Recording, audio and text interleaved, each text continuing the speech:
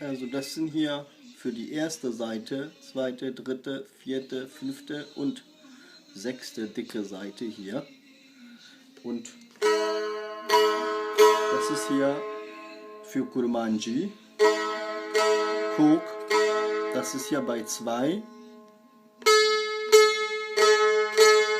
Das ist sozusagen 0. Da beginnt man. Passt. Das nicht ganz, da hört man's. Ich drehe zurück. Ja. So, das passt.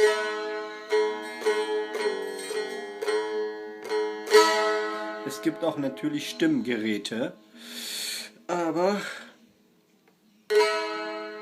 Tambura Kurdi, kurdische Gitarre, lernt man nach Gefühl, ohne Noten, obwohl man die Noten so Do, Re, Mi,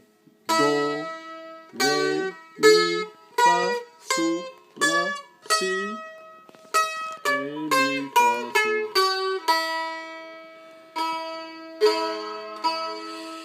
Also dabei muss man gucken, dass die Saiten hier in die richtigen Schlitze da sitzen. Und hier auch beim Kok, dass wenn man die Seite rumwickelt, dass die erste Seite hier durch ein Loch und dann darunter liegt. Und sollten die Koks sich wieder zurückdrehen, ne, also sich so,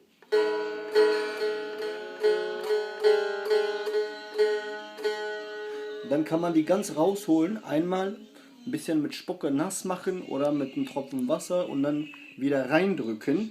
Und dann dehnt sich das Holz ein bisschen aus und dann sind die Kok fester. Zum Stimmen muss man ein Ohr haben. Ich mache mal hier mittlere bei 2.